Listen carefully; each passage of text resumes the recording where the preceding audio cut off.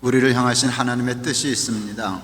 하나밖에 없습니다. 우리가 행복하게 잘 사는 겁니다. 항상 기뻐하라, 쉬지 말고 기도하라, 범사에 감사하라.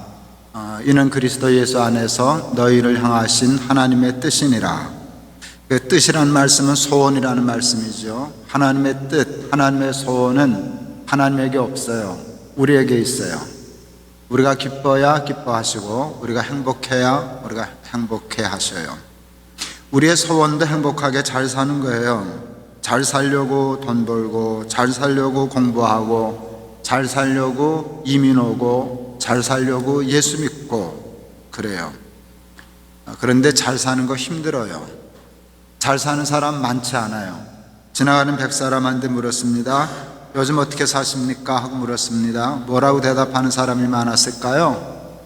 1등 그럭저럭 삽니다. 2등 마지못해 삽니다. 3등 뭘까요? 잘 아시네요. 여러분에게 여쭤볼 테니까 한번 대답해 보세요. 정직하게 답은 알아요. 근데 아는 답 말고 내 답 정직하게 속으로 대답하셔도 돼요. 근데 한번 대답해 보세요. 요즘 어떻게 사십니까? 답은 안다니까요. 근데 그 답이 정말 내 답이냐, 그거는 그렇게 딴 얘기예요. 100사람 중에 몇 명이나 기뻐요, 행복해요, 천국 사는 것 같아요, 이렇게 얘기할 사람이 몇 없습니다. 왜 사람들은 그렇게 열심히 노력하고 애쓰는데 정작 행복하지 못할까? 잘 사는 것에 대한 번지수를 잘못 알았기 때문입니다. 제가 미국에서 한 1년 안식년 하느라고 있어 봤어요. 1년을 살려니까 남의 신세 지고 살 수는 없더라고요. 차도 그렇고. 그래서 차도 하나 준비하고 내비게이션 달고 휴대전화 하나 개통하니까 그냥 살만 하더라고요. 어딜 가면 내비게이션 찍으면 가니까. 어디 장례식장을 가야 할 일이 있어서 갔어요. 주소대로 찍어서 도착했다 그러는데 아니에요. 당황한 거예요. 이 내비게이션이 안내 안 하면 나는 길이 없거든요. 그래서 아주 당황했어요. 그래서 꼼꼼히 다시 살펴봤어요. 주소를 잘못 찍었어요.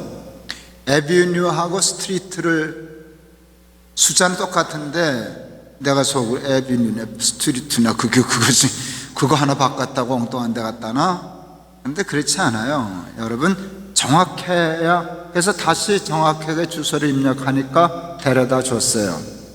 잘 살려고 하면 잘 사는 것에 번지수가 있어요. 대부분 번지수를 틀리게 잡았어요. 큰아이가 초등학교 1학년 때 친구 집을 다녀오더니 호들갑을 떨었어요. 아빠 우리 친구 집 갔다 왔는데요, 되게 잘 살아요 하고 대자에다 힘을 많이 줬어요.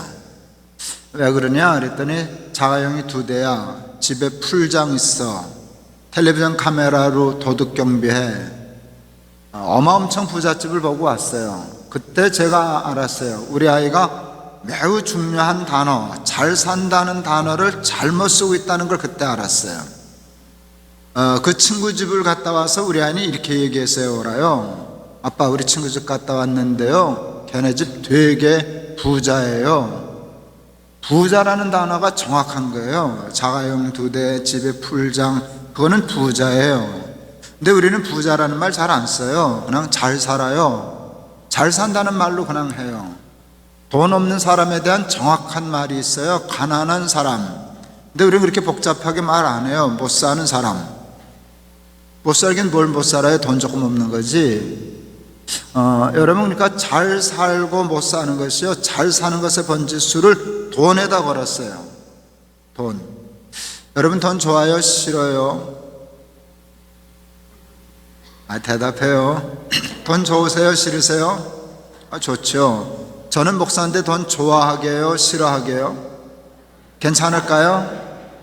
괜찮지요. 목사가 사람인데. 돈이 좋지 왜 싫겠어요? 여러분, 돈만큼 좋은 게 그다지 많지 않아요. 그런데 그 돈이 뜻밖의 우리를 행복하게 하지 못해요. 왜 돈이 우리를 행복하게 못하는가를 생각해 봤어요. 그게 복음 때문이에요. 그걸 알게 됐어요. 복음 중에 복음이 뭔지 아세요? 하나님이 저와 여러분을 사랑한다는 거예요. 근데 사랑하면은요, 사랑받는 대상이 존귀해져요. 2005년 1월 달 제가 독일에 집회가 있어서 공항에 나갔더니 큰아들이 전화를 했어요. 뭔 일이냐? 아버지 축하드립니다. 무슨 좋은 일 있냐?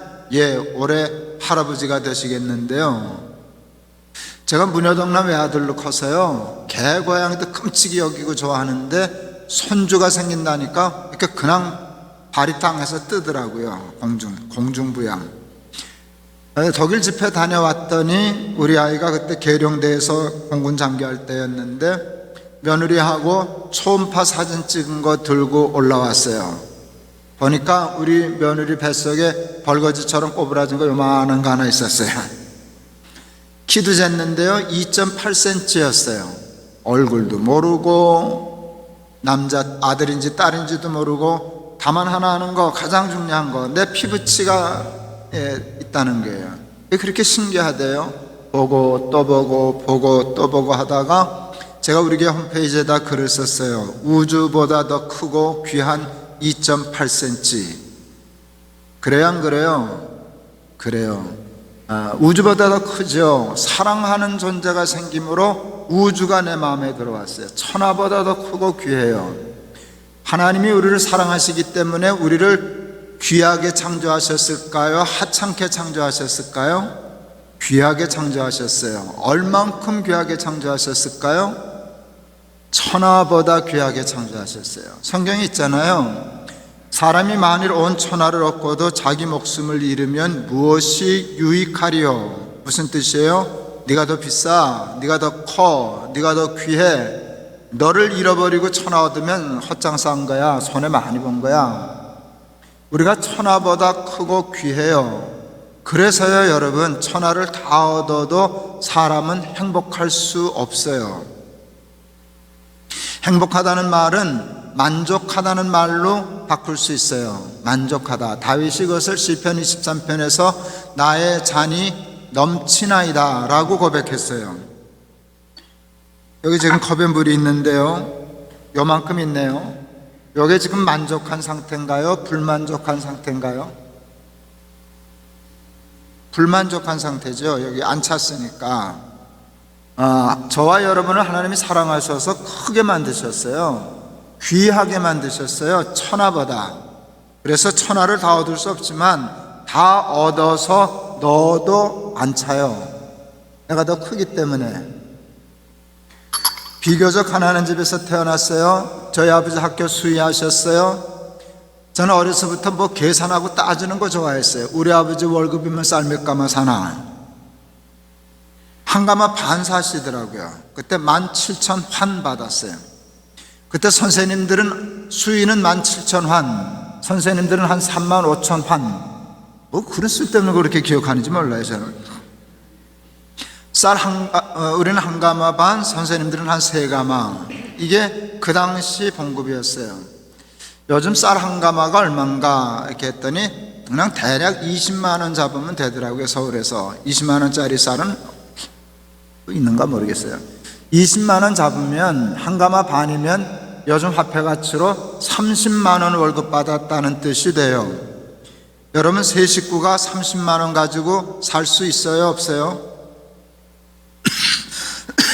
살 수 있어요, 없어요? 없긴 왜 없어요? 없으면 내가 여기 어떻게 있어요? 내가 살아났잖아요.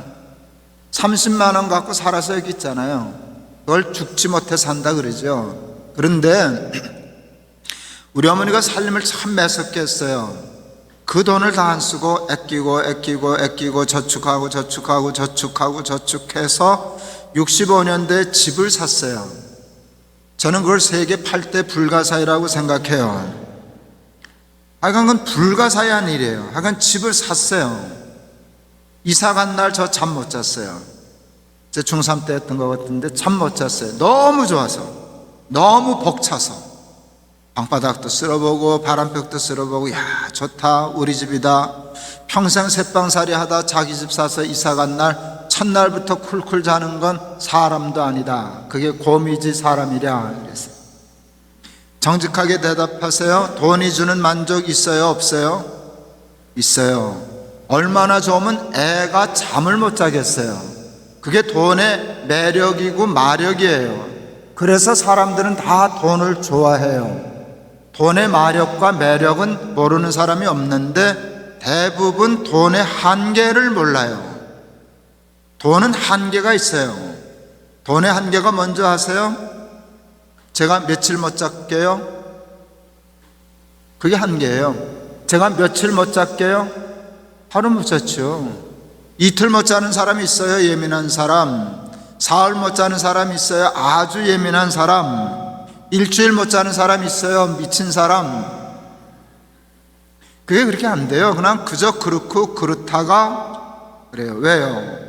집이 큰 줄 알았더니 내가 큰 거예요. 집으로는 채워지지 않는 거예요. 우리나라가 60년대에 소득 100불이 안 됐었어요.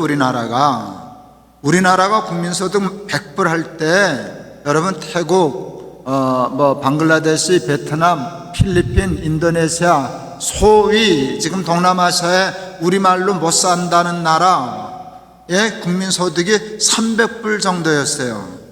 우리보다 한 3배 부자였어요. 우리나라 최초의 실내체육관은 장충체육관이에요. 그 장충체육관은 어느 나라 원조로 지었게요? 여긴 모르시네요. 그게 필리핀 원조로 지은 거예요. 여러분, 우리나라가 필리핀 경제 원조 받은 나라예요. 베트남에서 쌀 보내줬던 거 기억나세요? 다 받아먹고들 이렇게 다 알람이라는 거 길쭉길쭉한 거 이게 무슨 쌀이 이러냐 무슨 밥이 이러냐 그랬던 기억 저도 나거든요.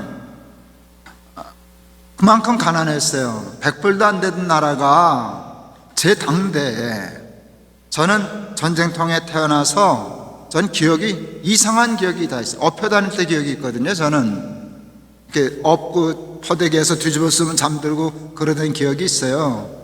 진짜로 있어요. 그때 저는 이 요가 없어서 우리 집에 이불 한 채밖에 없어서 밑에는 가만히 깔고 잤던 기억이 있어요. 그게 우리 시대거든요. 지금 거의 3만 불 수준의 국민소득을 가지고 있어요. 미국이 훨씬 부자지만 해놓고 사는 거 보면, 나라 이렇게 하는 거 보면 한국이 더 잘 살아요. 그렇다니까요. 지금 거의 3만 불 됐어요. 100불에서 3만 불 된 나라, 그것도 자기 당대에. 이거 지금 대한민국 우리 세대밖에 없는 거예요. 이게 그렇게 쉬운 게 아니에요. 돈이 만일 우리를 잘 살게 했다면 대한민국 사람들처럼 뒤집어져 살 사람이 세계에 없어요. 100불에서 3만 불이 됐는데, 2만 6천 불, 7천 불이 됐는데, 그래도 요즘 어떻게 사십니까? 그러면 그냥 그럭저럭 삽니다. 이게 그냥 평균 대답이에요. 돈은 우리를 잘 살게 못해요. 돈은 그냥 우리를 부자로 살게 하는 거예요. 맞죠? 학교 다닐 때 생활환경조사서라는 거 있었어요. 얘가 어떤 환경에서 학교 다니나 물어보는데 질문이 웃겼어요. 라디오 있냐? 선풍기 있냐? 냉장고 있냐? 텔레비전 있냐? 전화 있냐? 이런 거 물어봤어요. 뭐 있으면 부자였게요? 나 아무거나 있으면 부자였어요. 그땐 정말 그랬잖아요. 텔레비전 동네 한 대 있고 전화 있으면 부자고. 그런데도 아직도 우리는 돈 때문에 잘 살고 못 산다라고 생각해요. 선거하면 공약은 다 경제예요. 내가 대통령이 되면 5만 불. 다 사기죠. 5만 불 안 됐으니까 5만 불 시대를 열겠다, 경제 대통령을 하겠습니다, 이러는데요. 되면 좋죠. 3만 불보다는 5만 불 시대 사는 게 좋죠. 그런데 여러분, 100불이 3만 불 돼도 행복하지 않는데 3만 불이 5만 불, 10만 불 된다고 행복해지겠어요? 수학적으로. 그럴 거예요. 그때는 옆집에 헬리콥터 샀대, 이런 허튼 소리 하고 살 거예요.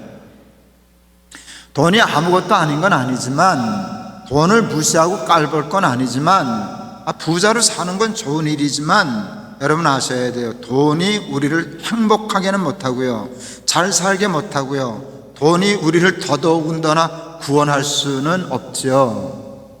성경 속에서 답을 찾아야 돼요. 무엇이 우리를 잘 살게 하나? 어제 말씀드렸어요. 믿음이 우리를 잘 살게 해요. 믿음이 뭐냐? 하나님이 주인이세요. 그거 고백하는 게 믿음이에요. 믿음이 우리를 잘 살게 해요.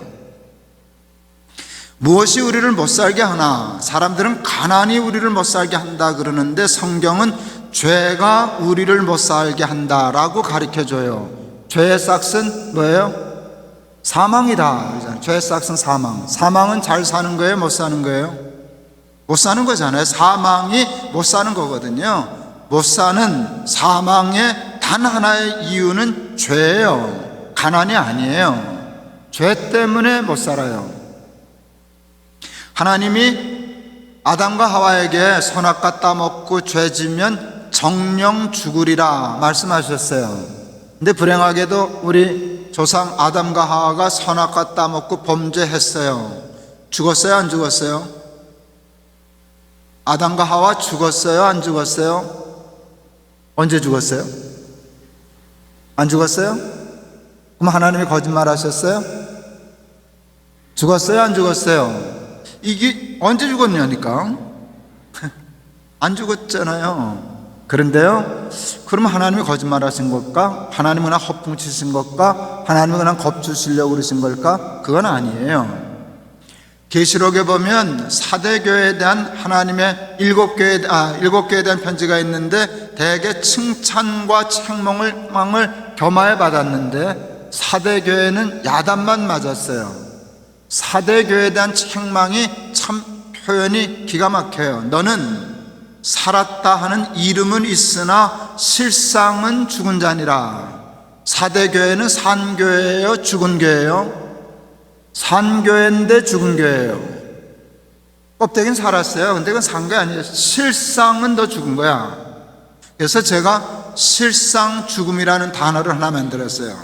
껍데기는 살았어요. 근데 그건 실상은 죽은 거예요.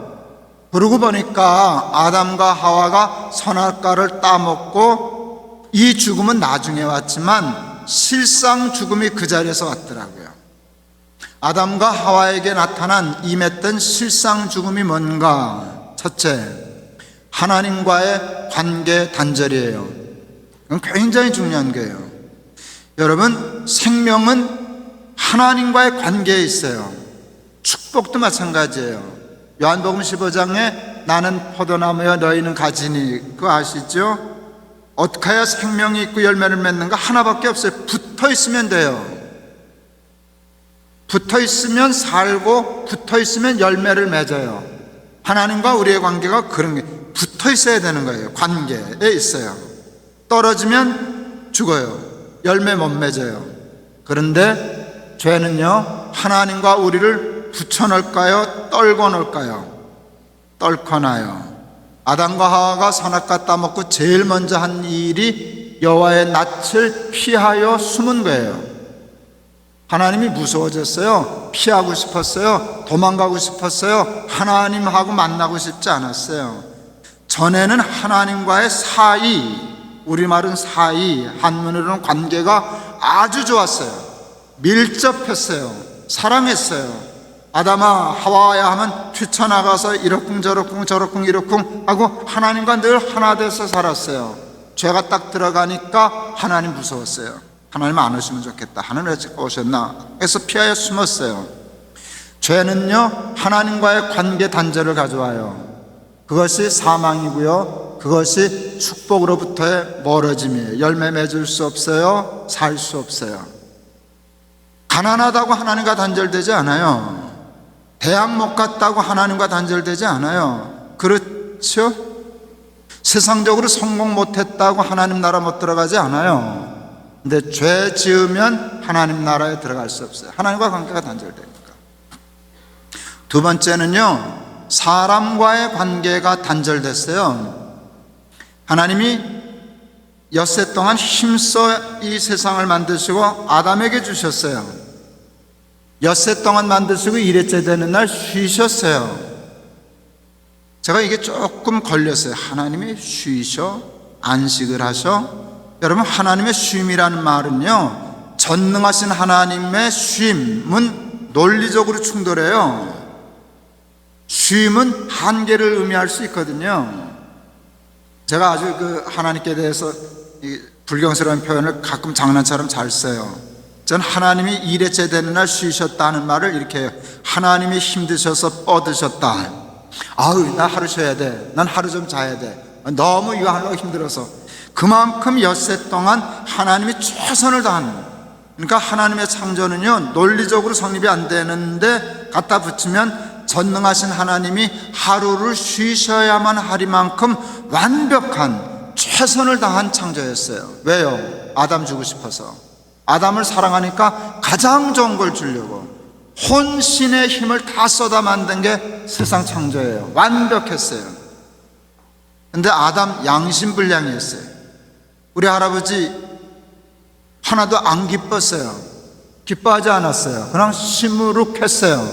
하나님이 그래 내가 다 알았다 하고서는 잠재워 놓고 하와 만들어 주셨어요. 하와를 보았을 때 아담의 입에서 튀어나온 말이 인류가 태어나서 인간이 한 말 중에 가장 아름다운 말이에요. 뭐라 그랬죠? 이는 내 뼈 중에 뼈요 살 중에 살이라. 이게 얼마나 아름다운 말이에요. 요즘처럼 죄악으로 말미암아 탐욕으로 찌든 이 세상이라면 이렇게 아담이 얘기했어야 돼요. 이게 어디서 굴러먹던 뼈다고야? 이거 어디서 나타나가지고, 여러분 계산해 보세요. 하와 없으면 이거 다 내 거예요. 하와가 나타나는 순간 절반 날라갔어요.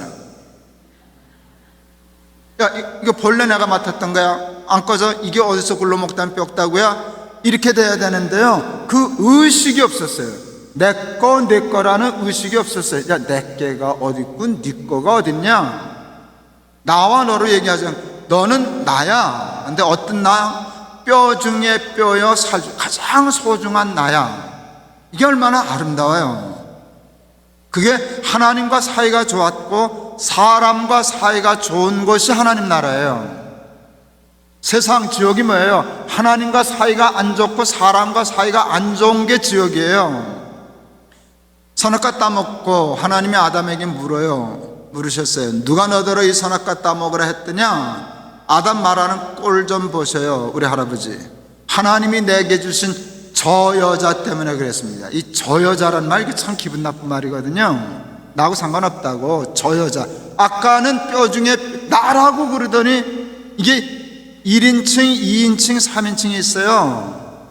마틴 부버라고 하는 사람이 나와 너라는 책을 썼어요. 이게 나와 너의 관계가 있을 때 이게 사랑이잖아요. 나와 그거 하면 상관없는 그것이 되잖아요.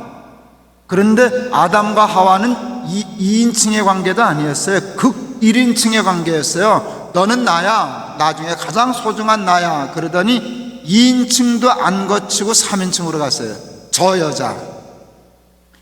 하와가 얼마나 가슴이 철렁했을까요? 저걸 남편이라고 평생 믿고 살아야 하다니, 저 살겠다고 그냥 저 여자라고 다, 내가 잘못하긴 했지만 하나도 감싸주지 않고 보호 안 하고 저 여자 때문에 그랬습니다. 너 죽고 나 살자. 신학교 다닐 때 체육대회 하곤 했어요.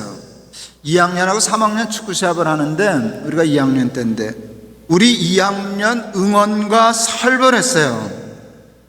이 짝대기 가지고 이렇게 준비해가지고 노래를 부르면서 하는데 그 노래 웃겼어요. 살벌했어요. 아직도 기억 생생해요. 그 가사, 밟아라 밟아라 온열의 개구리 밟듯이 꽉꽉 밟아라.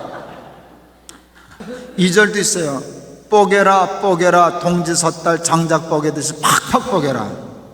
이게 인간의 본성이에요. 뽀개고 짓밟고 너 죽고 나 살고 내 불행은 내 행복이고 내 행복은 내 불행이고, 이런 게 있어서 은근히 찌르고 죽이고 그러는 게 인간사예요. 이게 며칠 있으면 목사 되겠다 하시는 분들이 그냥 밟아라 뽀개라 이러고 온열의 개구리 밟듯이 꽉꽉 밟으라 그러대요. 근데 그게 인간이잖아요. 그게 인간이잖아요. 죄는 욕심이에요. 욕심이 잉태한 즉 죄를 낳고 죄가 장성한 즉 사망을 낳아요.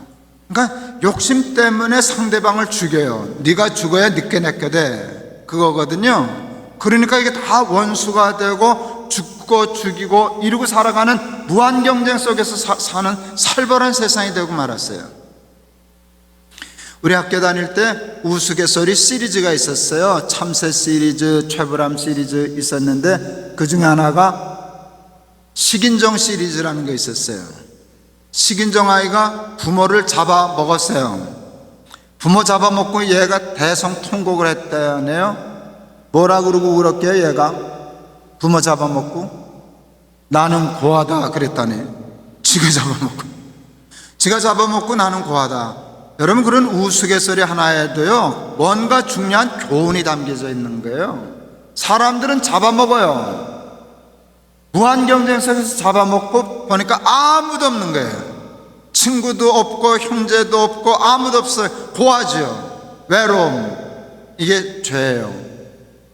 죄 때문에 하나님과 사이 나빠졌고 사람과의 사이가 나빠졌어요. 세 번째, 수치가 들어왔어요. 수치. 근데 이 수치가 치명적이에요. 주일학교 전도사를 할 때 죄 지면 왜 하나님 나라에 들어가지 못하나, 왜 쉽게 말하면 천국 가지 못하나, 왜 구원 얻지 못하나를 애들에게 납득시키고 싶었어요. 그래서 이야기 하나를 만들었어요. 그때는 이 얘기하면 애들이 다 알았는데 요즘은 문화가 바뀌어서 그 얘기하면 애들이 못 알아듣더라고요. 저녁을 먹는데 아빠가 애한테, 초등학교 애한테 내일 새벽에 아빠하고 어디 가자 그랬어요. 그 얘기를 듣더니 애가 밥을 못 먹고 얼굴이 하얘졌어요. 그러면 자기 방에 가서 잠도 못 자고 뒤척거리고 식구들이 잠들기를 기다렸다가 몰래 화장실 가서 물 떠서 발 씻었어요. 어디 가자 그랬게요? 아빠가 새벽에. 그때는 이 얘기면 애들 다 알았어요. 지금 몰라요. 여러분도 모르네요. 어디 가자 그랬게요? 목욕탕 가자 그랬죠. 목욕탕 가자 그랬다고 얘기해줘도 그거를 못 알아들어요. 요즘 애들은. 왜 목욕탕 가자 하는데 밥을 못 먹었지? 여러분, 그때를 아십니까? 그때는 목욕을 어디서만 할 수 있었어요? 목욕탕 가야만 할 수 있었어요. 집에 목욕할 수 있는 구조가 아니에요.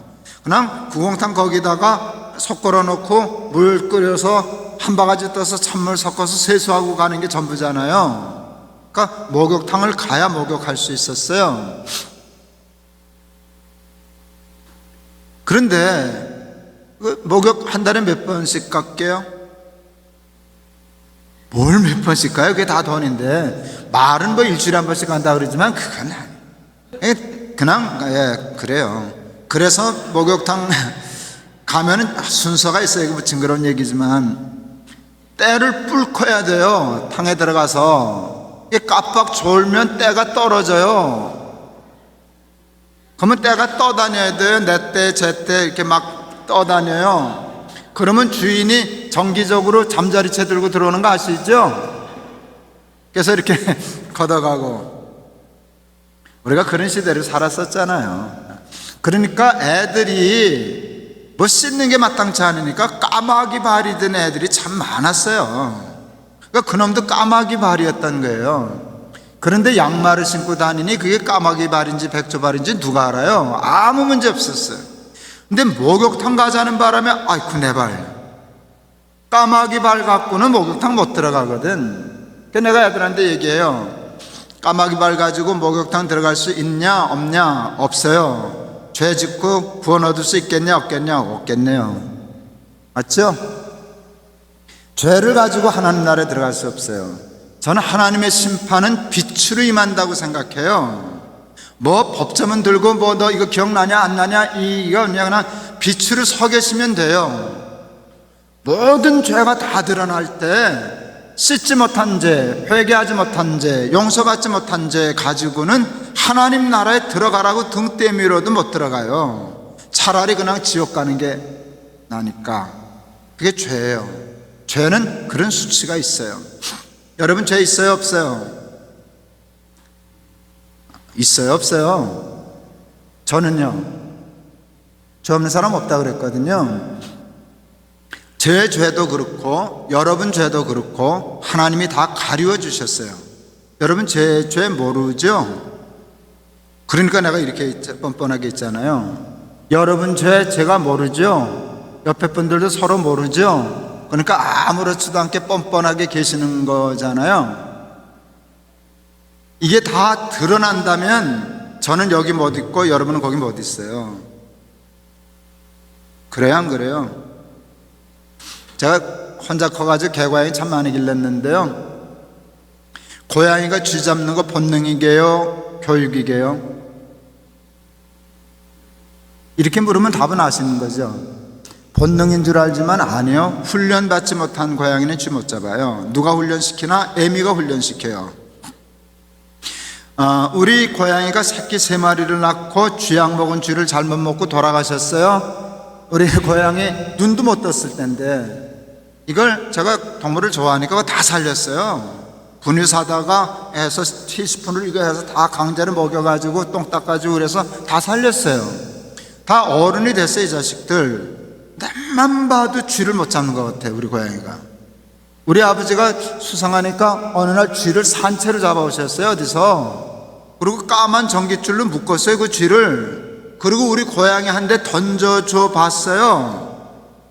쥐는 무서워서 고양이 앞에 쥐에 정말 발발발발 떠고 도망도 못 가요. 쥐는. 우리 고양이 쥐 보더니요 내가 그거 생각나요. 고양이가 놀라면요 우선 등이 이렇게 활처럼 굽어요. 털이 바짝 서요. 눈이 사발만해져요. 그리고 소리 깍 소리 지르고 그냥 번개처럼 도망가요. 우리 고양이가 쥐 보고 그랬어요. 쥐 던져주니까 그냥 기겁을 해가지고 눈은 사발만해지고 등 굽고 활처럼 굽고 털 바짝 쓰고 그냥 깍 하더니 튀더라고요. 난 참 쥐 보고 도망갔나 보다 참 봤어요. 훈련받지 못한 고양이는 쥐 못 잡아요. 제가 그 얘기 하려고 그런 건 아니에요. 저와 여러분의 죄가 가려지고 숨겨졌으니까 이렇게 정상적인 생활이 가능하지, 여러분 그게 가려지지 않으면, 하나님이 감춰주시지 않으셨다면 우리는 정상적인, 천국은 고사하고 정상적인 생활 아무것도 할 수 없어요. 인정하세요? 그러니까 죄 싹은 뭐예요? 죄 싹은 뭐예요? 사망 맞아요. 네 번째는 뭔가 하면, 남자는 이마에 땀을 흘려야 하고 여자는 해산의 고통을 얻는 것이었어요.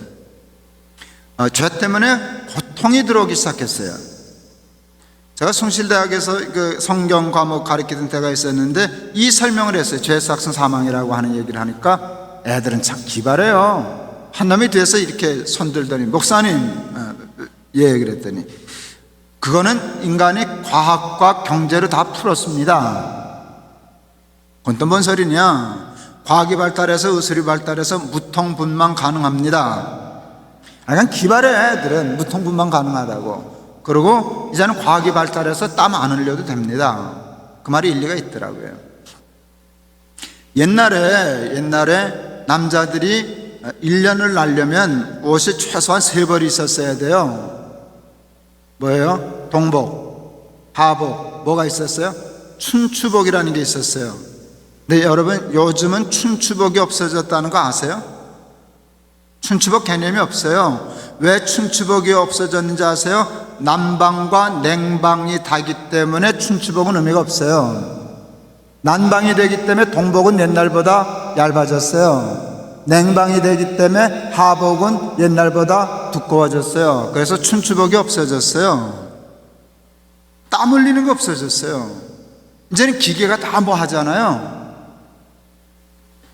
여기 추운 동네라는데 최근에 미국 생활 하시면서 발 시려 보신 적 있으세요? 없잖아요. 발 시릴 틈이 없잖아요. 저희들만 해도 그렇죠. 우리 서울 아파트도 겨울에 난방 잘 되거든요. 그러고 있다가 그냥 잠깐 엘리베이터 타고 내려오는데, 뭐 그렇다고 아파트가 영하는 아니니까 내려와서 차 타고 기타 틀고 가면 또 따뜻하고, 사무실 들어가면 또 따뜻하고, 여름엔 시원하고, 그러니까 땀 흘리고 발 시리고 이런 게 없어요.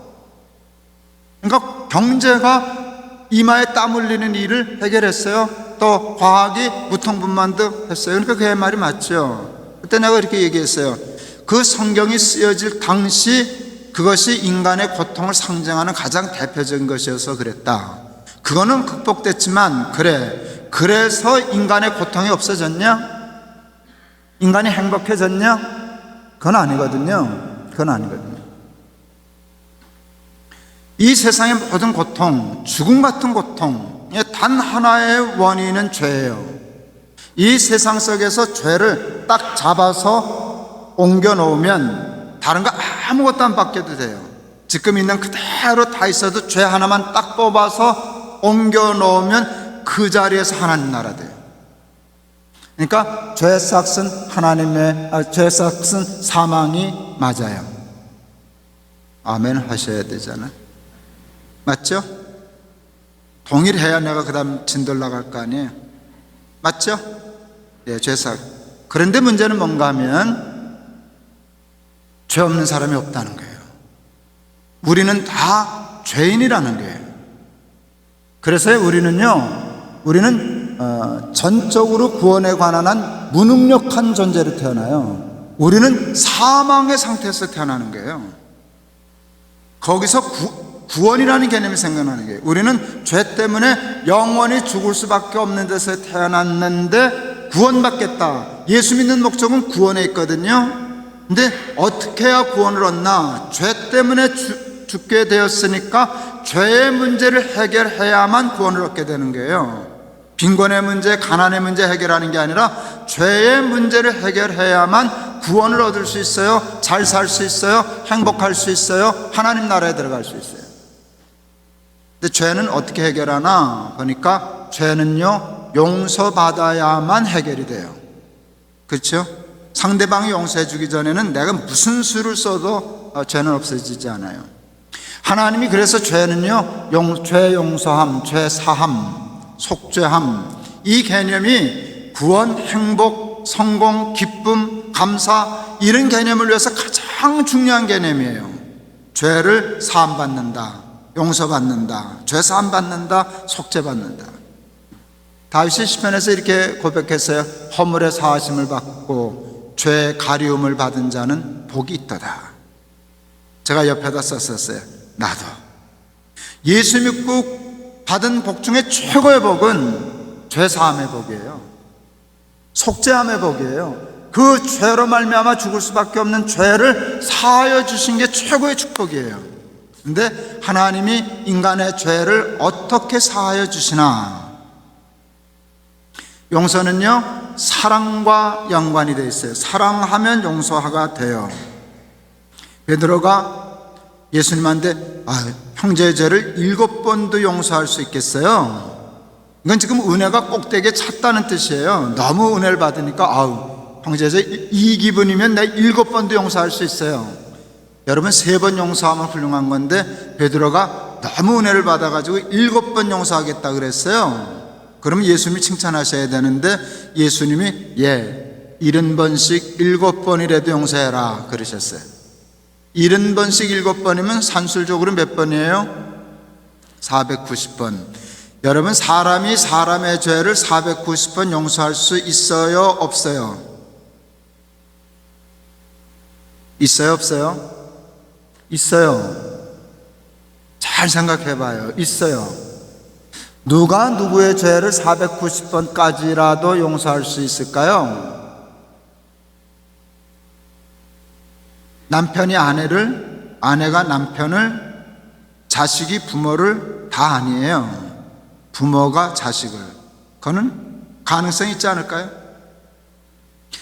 우리는 아들만 셋이니까 이 자식들은 나한테는 한 놈도 안 왔어요. 저 엄마한테 세 놈이 다 몰래 가서 물은 질문이 있어요. 엄마 누굴 제일 사랑해? 이걸 물었어요. 그러니까 이놈들이 원하는 대답이 있어요. 비밀인데 엄마는 널 제일 사랑하고, 이 얘기를 듣고 싶어서. 근데 그렇게 얘기하면 안 되잖아요. 그러니까 우리 아내는 이렇게 얘기했어요. 엄마는 아빠를 제일 사랑하고 너희들은 똑같이 사랑해. 기분 되게 좋더라고요. 자꾸 물어봐라 그랬죠. 근데 우리 아내가 나를 더 사랑할까요? 자기 새끼들을 더 사랑할까요? 그거는 그냥 이렇게 계산해보면 대부분 알아요. 우리 아내가 저를 사랑하는 건 틀림없어요. 그건 틀림없어요. 내가 알아요.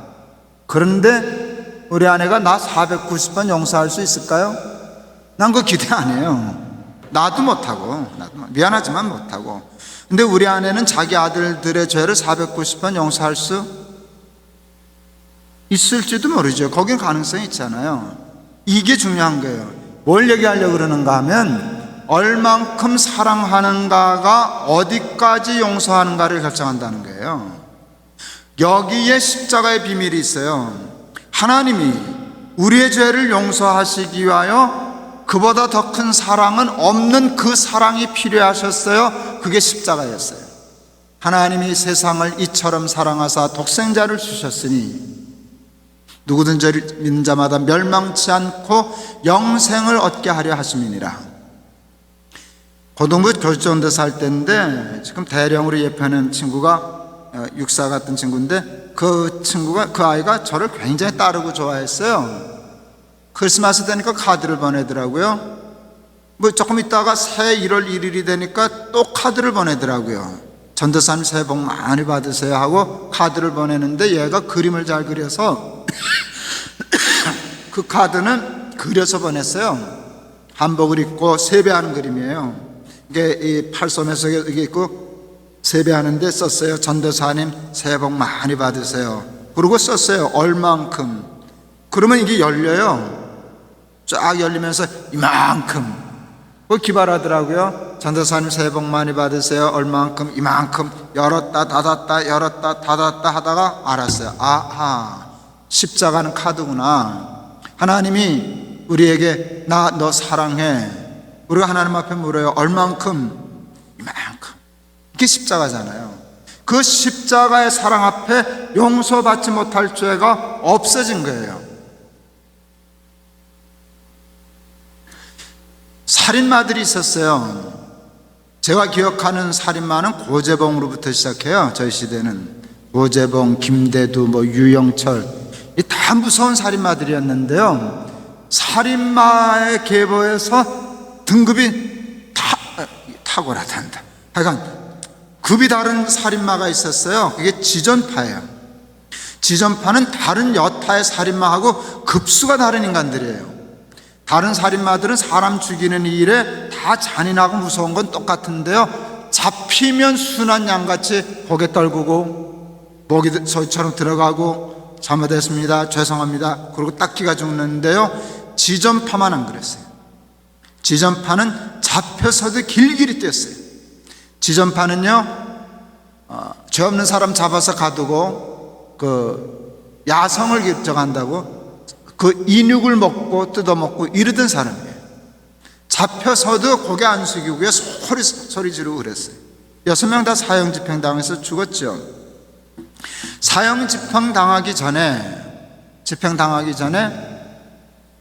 사랑의 교회 어느 집사님이 그들에게 전도하는 편지를 썼어요. 근데 뜻밖의 그 편지를 받고 이들이 회개하고 예수를 믿었어요. 퀴즈. 그들 구원 얻었게요? 못 얻었게요? 지존파 구원 얻었게요? 못 얻었게요? 이거 굉장히 중요한 질문이거든요. 살인마, 인육을 뜯어먹은 살인마들이 회개하고 예수님 영접하고 사형 집행당해 죽었어요. 구원 얻었게요? 못 얻었게요? 얻었다는 게 복음이에요. 그런데 그 일을 놓고 사탄이 끽소리를 못하는 거예요. 길길이 뛰면 이럴 수 있잖아요. 항의할 수 있잖아요. 하나님 앞에. 하나님, 이게 말이 된다고 생각하십니까? 쟤네들이 누굽니까? 내가 김동호까지는 봐줄 수 있습니다. 제 지존파 아닙니까? 회개했다고 영접했다고 그걸 그냥 지옥에서 천당으로 바꿔놓습니까? 이 소리를 사탄이 못한다고요. 해봐야 헌일인 거 사탄은 아니까. 사탄이 만일 그러면 하나님 저는 이러실 것 같아요. 저울 가져와, 수평저울 가져와. 지존파가 아니라 온 인류의 죄를 다 여기다 달아. 그리고 내가 그를 얼마나 사랑하는지 십자가를 여기다 달아. 부족하냐? 모자라냐? 여러분, 예수 그리스도의 십자가에 나타난 하나님의 사랑을 이길 죄는 세상에 없어요. 회개를 안 하면 이게 등식이 성립되지 않아요. 회개하고 영접하면 이 십자가의 사랑이 진홍같이 붉은 죄, 주홍같이 붉은 죄를 흰눈같이 양털같이 깨끗하게 하시고 동에서 서가 먼 것처럼 옮겨 놓으실 줄을 믿습니다. 그게 구원이에요. 일본의 미우라 아야코라고 하는 여루소설가가 있죠. 양치는 언덕이라는 소설이 있어요. 나오미라고 하는 목사딸이 여주인공으로 나와요. 이 나오미가 료이치라고 하는 술꾼 바람둥이한테 바람이 나서 부모 버리고 도망가서 살아요. 한 1년, 2년 이렇게 사는데 남편 바람 피우고 속색이고 그러니까 견디다 못해서 친정으로 도망와요. 근데 친정으로 도망왔을 때 그 표현이 여리소사가가 돼서 아주 섬세해요. 부모 버리고 갔던 딸이 엄마 아빠하고 튀어들어올 수는 없잖아요. 그러니까 차마 문을 못 두드리고 그냥 왔다 갔다 사상거려요. 그리고 또 두드리지 못하고 문을 한번 싹 밀어보는데 문이 안 잠겨져 있는 거예요. 그러니까 이 딸이 나간 이후로는 이 아버지 엄마가 문을 잠가놓지 않은 거예요. 잠가놓으면 열지 못하고 그냥 갈까봐. 그러니까 밤마다 문 열어놓고죠. 문을 여니까 여는데 삐거덕 소리가 났어요. 근데 그 미우라 거가 이렇게 썼어요. 나음이 이제 오느냐. 안에서 아버지가 그랬다고. 하여간 그 사랑과 용서 때문에 나미가 친정에서 살게 되었는데요. 료이치가 폐병에 걸렸어요. 그 당시 폐병은 지금 에이즈나 암과 같은 거죠. 들어와서 살려는 걸 나미가 안 받아줘요. 하도 싫으니까. 근데 아버지 목사님이 그럼 못 쓴다. 죽어가는 사람 그래도 남편인데. 그래서 처가살이를 해요. 예수 믿으라 소리를 안 해요. 전도 안 해요. 그런데 그 처가집 식구들의 삶을 보고 감동해서 료이치가 예수를 영접해요. 요양 생활을 하면서 료이치가 그림을 잘 그려서 그림을 다락방에서 그리는데 안 보여주는 거예요. 그려놓고는 천으로 덮어놓고 나미가 물어요. 무슨 그림이냐 그랬더니 당신 크리스마스 선물 주려고 그리는 거다. 그때까지는 좀 참아라. 이튿날 그림이 완성이 돼요. 그날 전에 사귀던 못된 여자한테서 전화가 와요. 나가요. 술을 권해요? 안 마셔요? 자고 가라 유혹하지만 난 이제 그렇게 안 산다 그랬어요. 이 여자가 화가 나니까 술잔에 수면제를 타서 이거 한 잔만 받아 마시고 가라. 그래서 받아 마시고 잠이 오는 걸 잠들지 않으려고 나섰다가 길거리에서 잠들어 동사하는 게 소설의 클라이막스예요. 모든 사연을 다 알고 장례 다 한 후에 나오미가 남편 료이치의 그림을 벗겨요. 거기에는 십자가에 달려 피 흘리는 예수 그리스도의 그림이 그려져 있었어요. 그런데 그 십자가 발 아래 청년 하나가 무릎을 꿇고 고개도 들지 못하고 이렇게 손을 잡고 있는데 손등 위로 예수님의 십자가의 피가 뚝뚝 떨어지는 그림이었어요. 그런데 그 청년이 료이치 자기 자신이었어요. 벼락 맞은 줄 알았어요. 그러나 내 마음에서 소리가 질러지더라고요. 료이치는 깨끗하다. 료이치는 아름답다. 료이치는 구원받았다. 저는요, 제 구원의 확신을 먼저 받지 못하고 소설 속의 료이치의 구원의 확신을 먼저 받았어요. 그러니까 그게 그거더라고요. 나도 이런 기전을 통하여, 이런 패턴을 통해서 나도 예수 그리스도의 십자가를 붙잡고 회개하면 구원 얻겠구나. 그때 제 마음에서 이 찬송가가 터져 나왔어요. 주의 보혈은 능력 있다. 십자가는 완벽한 구원이에요. 이게 굉장히 중요해요. 완벽한 구원이에요. 마태복음에 보면 예수님의 족보가 나와요. 누구는 누구를 낳고 누구는 누구를 낳고 그러는데 누구는 아버지고 누구는 아들이에요. 여자 이름은 없어요. 원칙적으로. 근데 예외가 있어요. 맨 여자가 그 족보에 끼어 들어가 있어요. 다말, 라합, 룻, 바세바예요. 이 네 여자의 공통점이 있어요. 뭐예요? 다 희한한 여자들이에요. 비정상적인 여자. 유다는 다말에게서 시아버지와 며느리의 관계, 룻 기생 창녀, 라합 창녀, 룻 이방 여자. 여러분, 이방 여자가 더 족보에 부끄러웠게요? 기생 창녀가 더 부끄러웠게요? 지금이라면 창녀가 더 부끄러울 거예요. 그 당시 족보가 쓰여지던 당시는 이방 여자가 더 부끄러운 거예요. 창녀는 사람이고요, 이방 여자는 개거든요. 그런 거예요. 그게 들어가 있어요. 밧세바는 이름 없어요. 밧세바는 이렇게 설명되어 있어요. 다윗은 우리아의 아내에게서 솔로몬을 낳고. 아주 웃기는 족보예요. 예수님의 족보를 그렇게 쓸 수 없어요. 내 족보도 그렇게 쓰면 창피해서 난 그 족보 없애버려요. 저 김동호 잘난 척하고 다니지만 저 아주 웃기는 콩가루 집안이야. 제 멧돼지 할머니는 저 시아버지하고 관계에서 해놨어. 멧돼지 할머니는 유명한 창녀였어. 멧돼지 할머니는 개같은 이방인이었지. 그것뿐인 줄 아냐? 쟤네 저 멧돼지 할아버지는 옆집 영감 마누라 뺏어서 해놨어. 그 영감이 우리아야.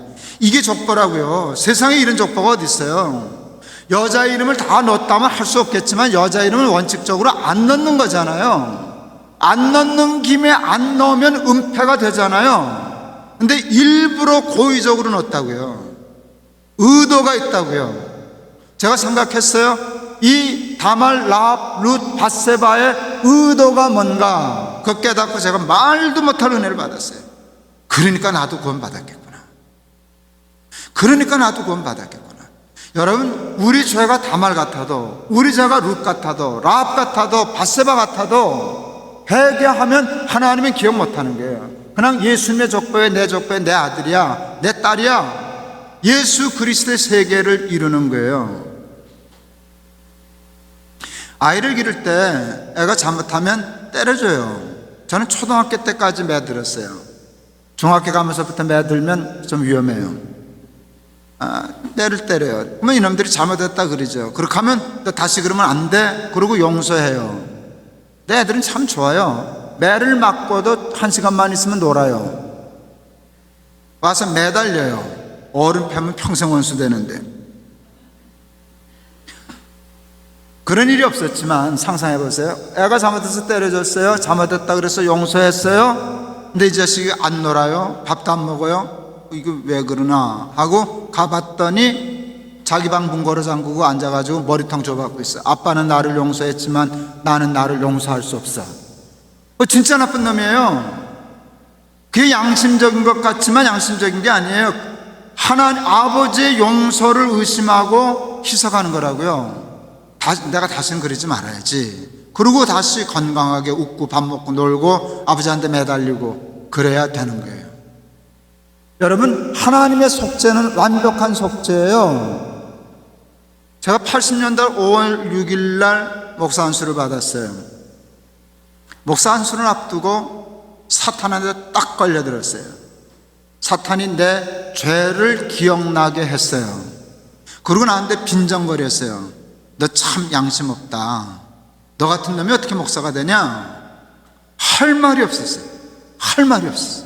한 사흘을 고민했던 것 같아요. 안수를 받아야 되나? 진짜 관둬야 되나?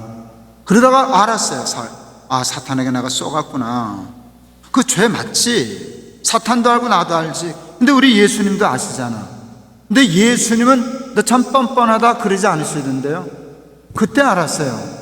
내가 참 십자가에서 죽을 때 힘들었는데 너 오늘 목사 안수 받는다는 거 보니까 참 보람있다. 내가 죽긴 참 잘 죽었다. 내가 죽으니까 저 봐라, 저 김동호 목사 되지 않냐. 그날 알았어요. 내가 예수님의 십자가의 보람이라는 거. 근데 사탄은 그거를 양심적인 것처럼 생각하게 하면서 그 속죄의 은총을 저버리게 하는 것이에요. 뻔뻔하라는 게 아니에요. 그래서 안수 받았어요. 뻔뻔하게 안수 받지 않았어요. 그때 사도 바울의 고백을 이해하게 됐어요. 나된 것은 하나님의 은혜라. 십자가 외에는 자랑할 것이 없다.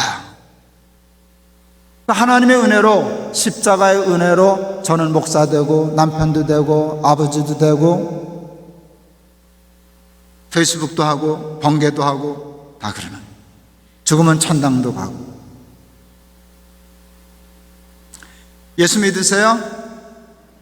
예수 믿으면, 십자가 믿으면 죄사함 받는 거 믿으세요? 죄사함 받으셨어요? 오늘 죽어도 천당 갈 수 있어요? 구원 얻으셨어요? 예. 구원 얻었다는 뜻이 뭘까요? 여러분, 구원을 얻었다는 뜻이 뭘까요? 구원 얻었다는 것은요, 우리의 인생의 끝이 승리라는 거예요.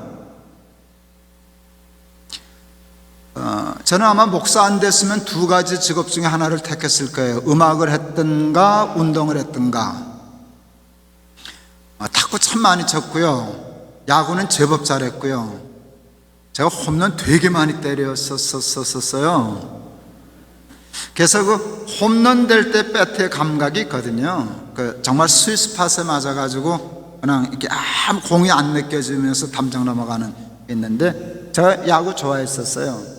애들한테 뭐 허풍을 얼마나 떨었겠어. 아버지가 허풍 많이 떨었죠. 아버지 앞에 타자 나가면 다 들어왔어. 거의 내가 불러드렸으니까. 동네 야구니까. 진짜 야구 좋아했죠. 박찬호 선수가 메이저리그의 투수가 된 거예요. 이게 그 당시에는 우리는 상상도 할 수 없는 일이었어요. 세상에 박찬호 선수가 우리나라 소리가 메이저 투수가 돼, 그것도 또 다승 투수가 되는 거예요. 박찬호가 연일 승전보를 들려오는데 볼 수가 없는 거예요. 이게 시차 때문에 새벽에 중계를 하는데 그거 보면 신방 못하니까 못 보고 했더니 우리 효자 아들놈들이 녹화를 떠서 날 줬어요. 그때 5승인가 3승인가 올렸던 탭인데, 아빠 이거 박찬호가 이긴 거야. 그래서 어느 날 시간이 되길래 앉아서 틀어서 봤어요. 박찬호가 이긴 게임이에요. 그런데 컨디션은 나빴어요. 1회전에 볼을 19개, 컨트롤이 안 됐어요. 그러니까 해설자가 대번 오늘 이 컨트롤 안 좋습니다, 이거 이러면 안 좋은데요, 이러면 안 좋은데요 라고 하는데 내가 픽 웃었어요. 안 좋긴 뭐가 안 좋냐, 이겼는데. 그렇잖아요. 또 3회 때는 말로 핀치 몰리고 5회 때는 홈런 맞았어요. 그러니까 완전히 아나운서적인 포기하더라고요. 포기해요. 그런데 나는 포기 안 했죠. 나는 알거든요. 걔네들은, 그 테이프 속에 있는 애들은 홈런 맞으면 홈런 맞은 것밖에 몰라요. 나는 홈런 맞은 거 보면서 끝을 알아요. 뭔 얘기인지 아시죠? 녹화 테이프 보니까. 그러니까 무슨 생각이 드는가 하면, 이제부터 게임이 재밌어지는 거구나. 그래 이기는 거니까. 그러니까 바짝 당겨 앉죠. 내가 만일 그걸 알고도 홈런 맞았다고 낙심해가지고 텔레비전 껐다면 나는 미친놈이죠. 전 이제 6회 말에 들어서네요. 여러분 지금 몇 회세요? 몇 학년 몇 반이세요? 여러분 제 나이에도 홈런 같은 거 맞으면 회복 불가능해요. 인간은 그렇게 생각해요. 그러나 그렇지 않아요. 홈런을 맞는다 쳐도 저는 포기 안 할 거예요. 왜? 난 구원받았으니까. 나는 내 인생의 끝이 구원이라고. 그러면 버티는 거예요. 환난은 인내를, 인내는 연단을, 연단은 소망을 이루는 줄 알미로라. 제가 비교적 큰 교회 했었잖아요. 높은 뜻 순회교회는 뭐 석 달 만에 1000명 모이고 이상한 교회였잖아요. 뭐 승승장구했었잖아요. 인간적으로. 어떤 청년 하나가 우리 교회 홈페이지에다 나한테 질문을 했어요. 목사님도 고생해 보셨어요? 기가 막혀야죠. 여러분, 큰 교회 목사는 고생 안 하는 줄 알아요. 작은 교회 목사님들이 하는 고생은 안 해요. 그 고생은 안 해요. 근데 작은 교회 목사님들이 안 하는 고생을 해요. 부자도 고생해요. 가난한 사람들이 하는 고생은 안 해요. 부자니까. 그러나 가난한 사람이 안 하는 고생을 해요. 뭔 얘기인지 아시죠? 그러니까 사람의 고난과 고생을 저울을 다룬다면 가난한 자나 부한 자나 큰 교회나 작은 교회나 나는 똑같을 거라고 생각해요. 제가 교회를 개혁한다고 생사를 건 교회 계획을 쓰고 치열한 목회를 했어요. 이거 터졌어요. 하도 신경 써서. 이거 터져서 마비가 왔는데 저는 아직도 여기가 지금 마비 상태. 이게 다 풀리지 않았어요. 뭐 죽지는 않는다니까 그냥 뻣뻣해요. 여러분 스트레스가 극도하면 실명한다는 사실을 혹 아세요? 스트레스 때문에 실명할 수도 있다는 걸 아세요? 나 그건 몰랐어요. 내가 눈을 못 뜨고 다녔어요. 한번 있다가 와서 그랬더니 한의학 박사 장로님이 그러셨어요. 한의학적으로는 이것은 간에서 화가 치받쳐서 그러는 건데 그 화가 시신경을 치면 실명합니다. 나는 실제로 그 이후로 실명한 사람 나중에 봤어요. 제가 거기까지 몰렸었어요.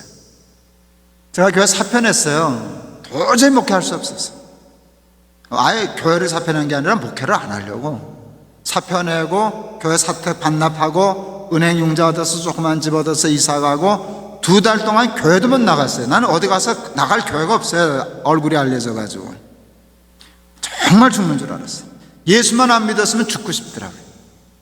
완전히 무기력 상태에서 늘어져서 이렇게 있는데 2달쯤 됐는데 그날도 늘어져서 먹지도 잘 못하고 잠도 잘 못 자고 이렇게 축 늘어져 있는데 바람벽에 나무 십자가 우리 있었거든요. 본래 붙어있던 손바닥만한 나무 십자가가 눈에 들어왔어요. 이렇게 물끄러미 보는 거죠. 넉나간 사람처럼.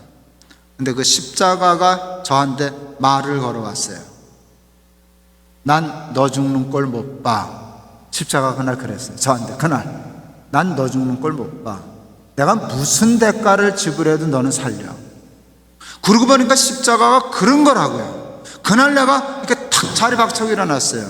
내가 이까짓 것 때문에 죽고 망할 사람이라면 우리 예수님 날 위하여 십자가 지시지도 않으셨다.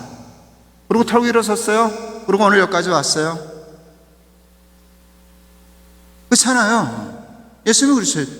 내가 너 살리려고 이랬는데 네가 왜 죽냐? 이것 때문에 안 죽어. 너 죽는 걸 내가 못 보거든. 넌 무슨 수를 써도 내가 살려.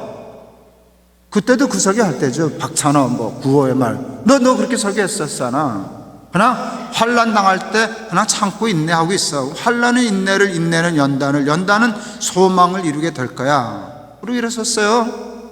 그리고 살았잖아요. 저는 이 설교를 심호할 때 1년에 한 번은 의도적으로 꼭 해요.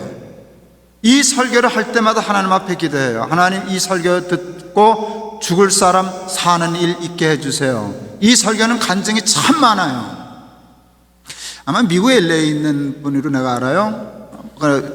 메일만 받았기 때문에 얼굴은 모르겠어요. 그냥 대충 눈치가 글의 내용을 보니까 아이가 초등학교나 중학교 정도 다니는 애 엄마예요. 너무 사는 게 힘들어서 자살을 결심했어요. 아이 학교 데려다 주고 돌아오는 길에 교통사고를 위장해서 자살하려고. 그런데 그분이 늘 제 설교를 듣던 분이에요. 그러니까 마지막으로 가면서 김 목사님 설교는 한 편 듣고 죽자. 그랬. 미친 여자지. 죽으려면 그냥 가야지. 설교 듣고 어떻게 죽겠어요? 김 목사 설교나 마지막으로 한번 듣고 살려니까 그런 거죠. 살려니까. 그런데 그날 설교가 오늘 이 설교였어요. 십자가 이 설교. 이 설교 들으면 못 죽죠. 이 설교를 들으면 못 죽죠.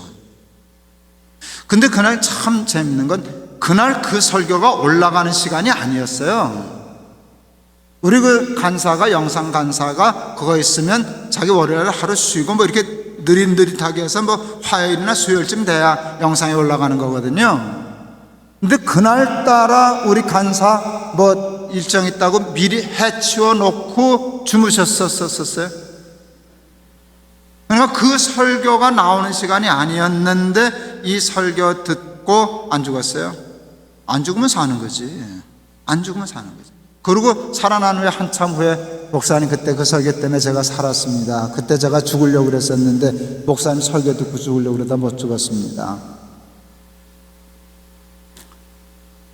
여러분, 이만한 사람이 모이면은요, 이만한 사람 중에는 한두 명은 반드시 확률적으로 살고 싶지 않을 만큼 힘든 일을 당하는 사람이 있는 거예요. 난 아닌데 걱정하지 마세요. 조금 있으면 와요. 그게 악담이 아니에요, 여러분. 인생은 그런 거잖아요. 파다가 왔다가 갔다가 또 왔다가 갔다가 하는 것처럼 그냥 고난과 역경과 환난은 그냥 끊임없이 파도처럼 오는 거예요. 앞이 캄캄할 때, 낙심이 될 때, 살 소망이 없을 때, 여러분 십자가를 바라볼 수 있길 바랍니다. 그리고 십자가가 하는 음성을 들으세요.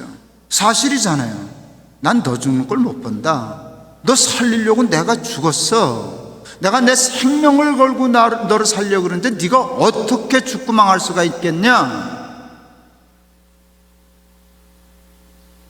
십자가에 대한 믿음을 가지고 여러분 환난 속에서도 인내하며 승리하는 삶 살아내는 저와 여러분 다 될 수 있기를 주의 이름으로 축원합니다. 지금이 순환절이잖아요. 고난주간. 우리가 지금 예수님의 십자가와 부활을 앞두고 있는 때인데 예수님의 십자가가 뭔가? 왜 죽으셨는가? 그 십자가를 붙들면 어떤 일이 일어났는가? 그거 설교하려고 했는데 잘 됐죠? 십자가 붙들고 승리하는 삶 사는 저와 여러분 되기를 바랍니다.